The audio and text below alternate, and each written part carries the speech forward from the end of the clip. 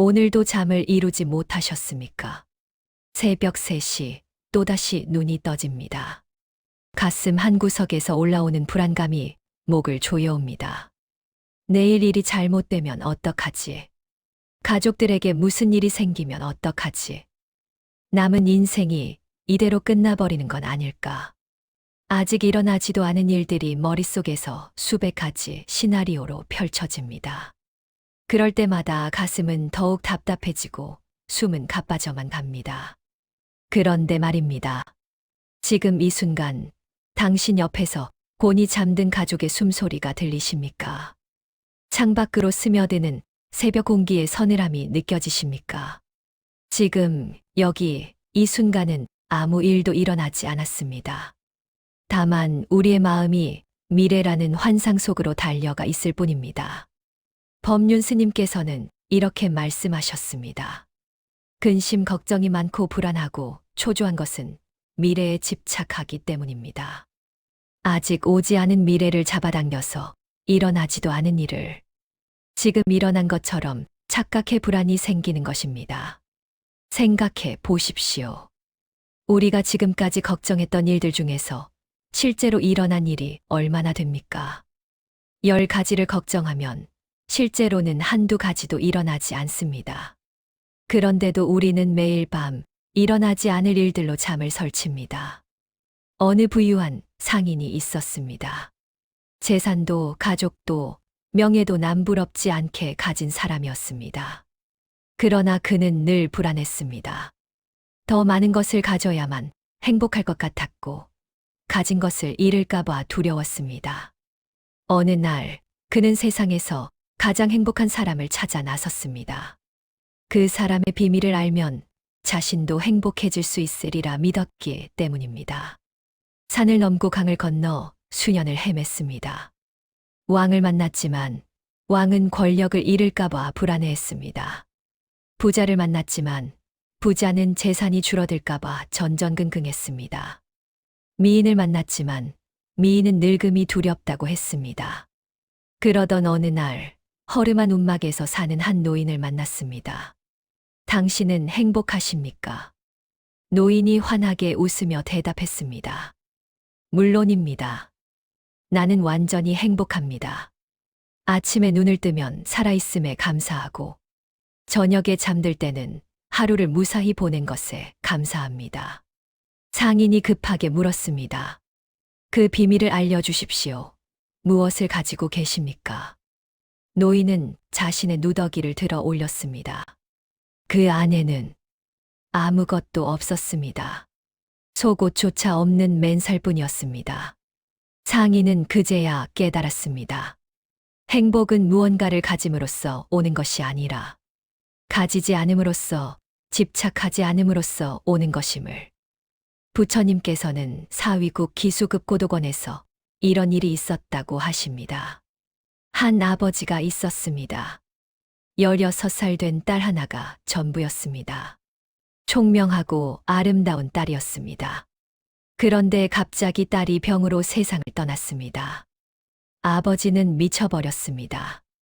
딸의 이름을 부르며 거리를 헤매고 밤낮으로 울부짖었습니다. 먹지도 자지도 못하고 그저 딸만 찾아다녔습니다. 그러던 그가 부처님을 찾아왔습니다. 세존이시여, 제 딸을 돌려주십시오. 딸 없이는 살 수 없습니다. 부처님께서 조용히 말씀하셨습니다. 이 세상에는 영원한 것이 없습니다.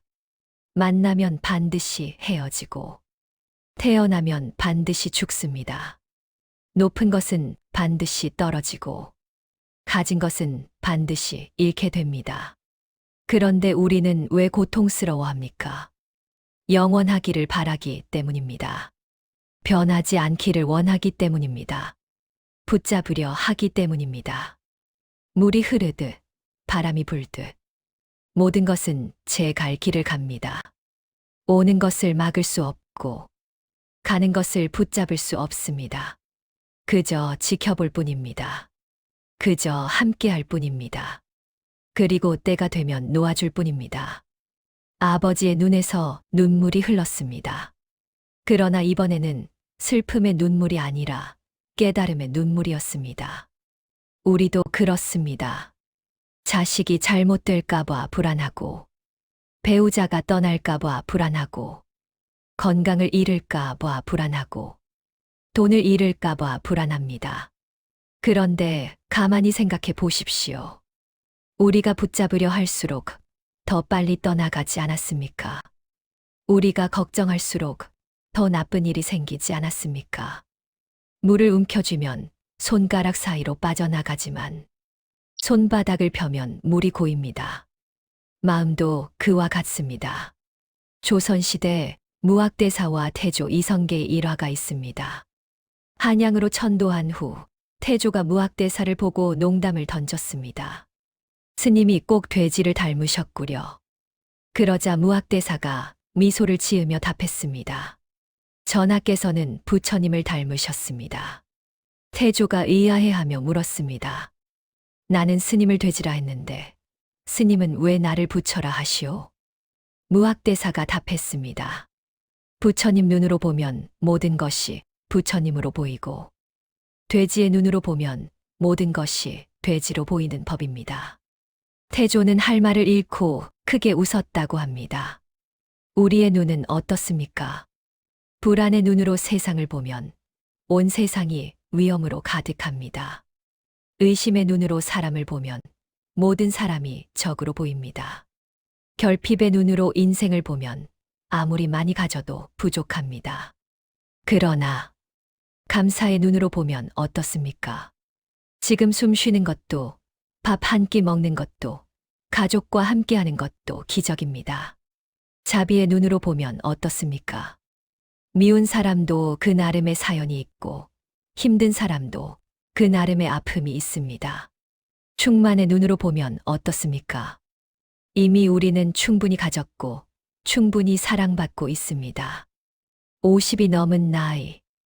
이제는 더하는 인생이 아니라 빼는 인생을 살아야 할 때입니다. 욕심을 빼고, 집착을 빼고, 불안을 뺄 때입니다. 그런데 우리는 자꾸 더 하려고만 합니다. 더 많은 돈을, 더 높은 자리를, 더 큰 집을. 그래서 더 불안해집니다. 인생이 꼬이는 사람과 잘 풀리는 사람의 차이. 그것은 단 하나입니다.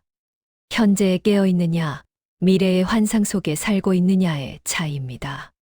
지금, 이 순간, 당신 앞에 놓인 찻잔을 보십시오.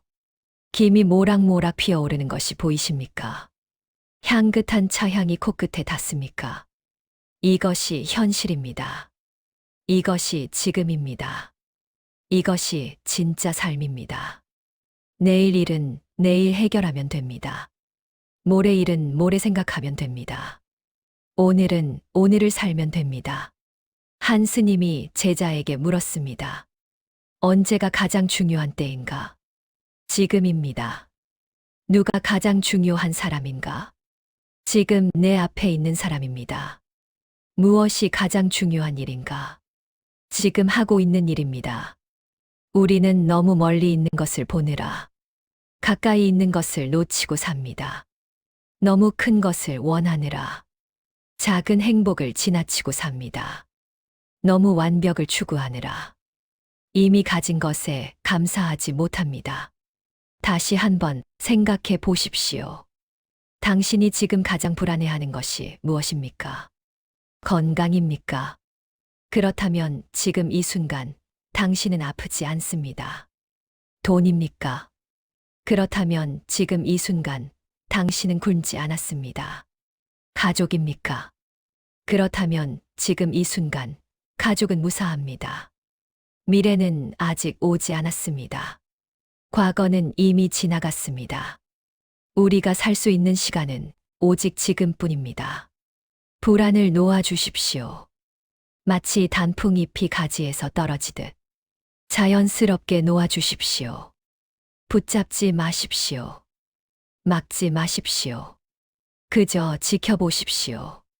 구름이 흘러가듯, 강물이 흐르듯, 모든 것은 제자리를 찾아갑니다. 당신도 그 흐름 속에 있습니다. 거스르지 말고 함께 흐르십시오. 그것이 50, 이후 인생이 풀리는 사람들의 비밀입니다. 집착하지 않되 소홀하지 않고 걱정하지 않되 준비는 하고 붙잡지 않되 놓치지 않는 것. 그 절묘한 균형점.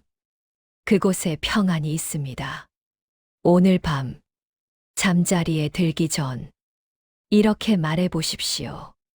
오늘 하루 무사히 살아줘서 고맙다. 내일은 내일의 태양이 뜰 것이다. 지금은 쉴 시간이다. 그리고 눈을 감으십시오. 불안이 찾아와도 괜찮습니다. 그저 지나가는 구름이라 생각하십시오. 머물지 않고 흘러갈 것입니다. 당신은 이미 충분합니다. 당신은 이미 잘하고 있습니다. 당신은 이미 사랑받고 있습니다. 그것을 아는 순간, 불안은 사라지고 평안이 찾아올 것입니다.